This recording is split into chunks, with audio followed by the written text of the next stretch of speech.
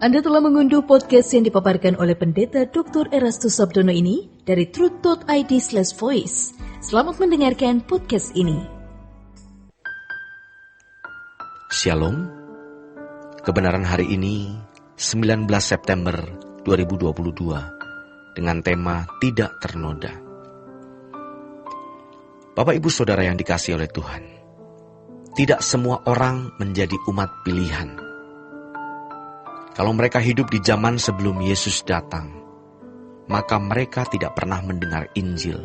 Atau orang yang hidup setelah zaman Yesus datang ke dunia, tetapi mereka hidup di wilayah di mana Injil tidak diberitakan. Mereka juga tidak pernah mendengar Injil.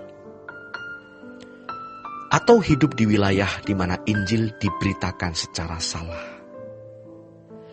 Jadi mereka tidak pernah mengenal Yesus dengan benar. Sebagai orang yang dipilih, kita dikehendaki menjadi perawan suci.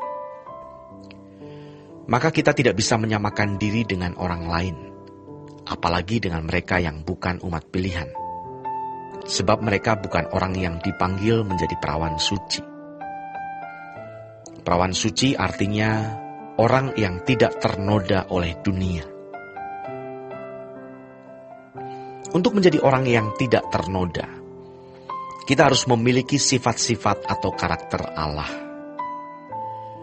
Kalau agama pada umumnya mengajarkan umatnya melakukan hukum, nuraninya ditulisi hukum, dan mereka bisa menaati hukum dengan konsekuen dan konsisten.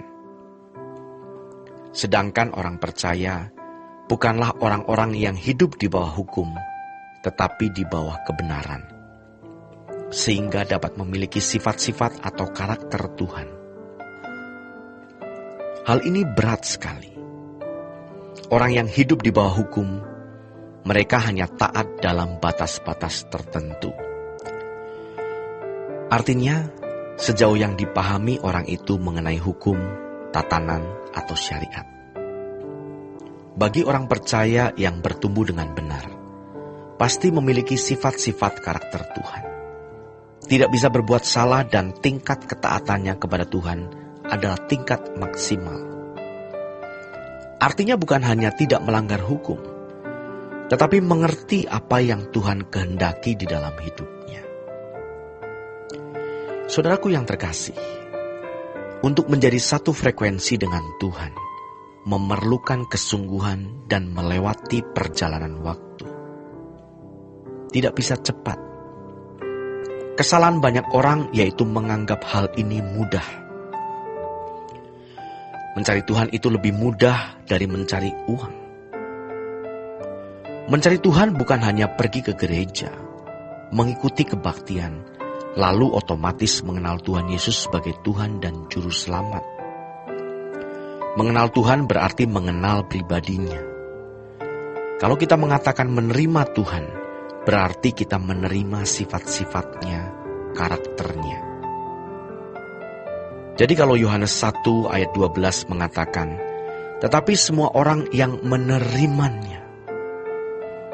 Ini bukan menerima dalam arti pengakuan saja, melainkan menerima sifat-sifat Allah. Diberinya kuasa supaya menjadi anak-anak Allah. Gelar sebagai anak-anak Allah itu bukan sekedar status, melainkan keberadaan. Di antara kesungguhan itu adalah rela melepaskan diri dari keterikatan dengan dunia. Kita semua diperanakan dari darah dan daging.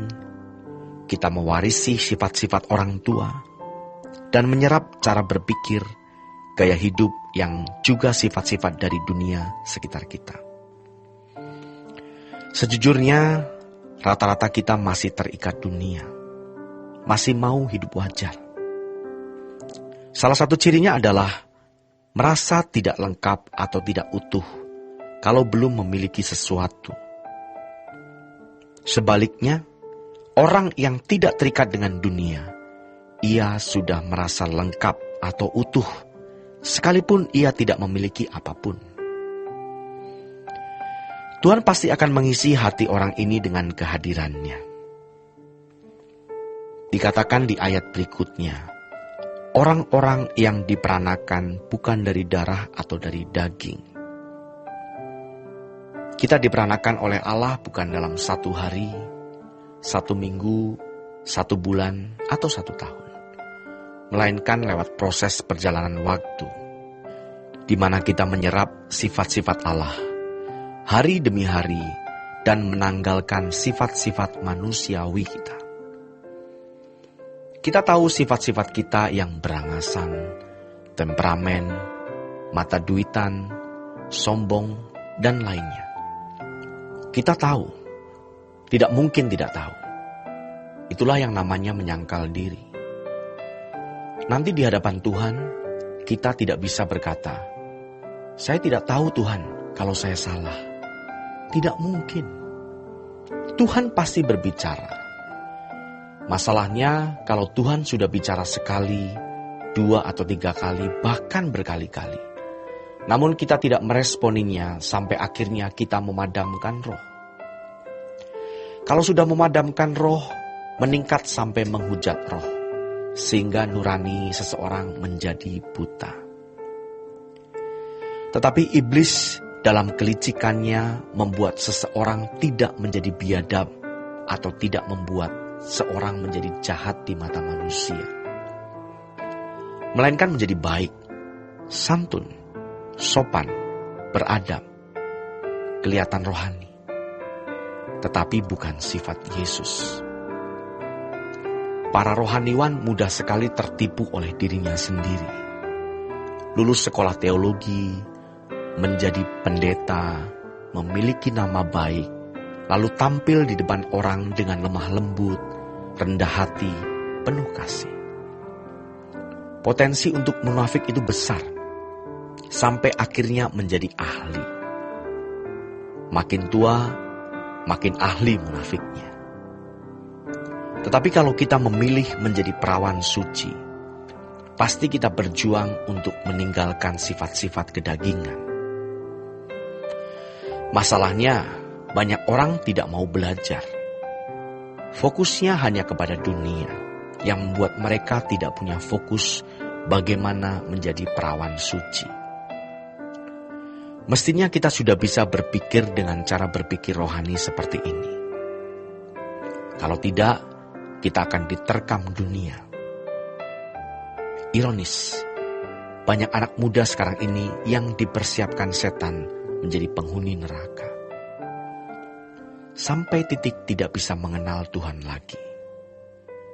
Hatinya tidak mampu menangkap kehadiran Tuhan. Tidak mampu percaya Tuhan itu hidup. Baginya Tuhan itu mati. Bersyukur kalau masih ada orang-orang muda yang militan. Kalian harus lari, keluar dari cara berpikir yang salah. Satu-satunya dunia kita hanya Tuhan. Saudaraku yang terkasih, kita akan buktikan saat melihat kemuliaan Tuhan dan dahsyatnya kekekalan. Baru kita tahu betapa terhormatnya Dia. Jangan sampai ketika menghadap Tuhan, ternyata penghormatan kita belum memadai.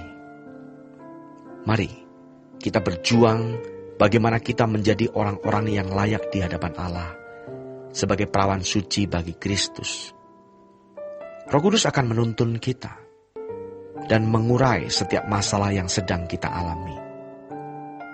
Keluarlah dari kubangan hidup keduniawian. Matikan semua sifat-sifat manusia lama. Putuskan hubungan kita dengan percintaan dunia. Demikianlah renungan pada hari ini. Tuhan Yesus memberkati kita semua.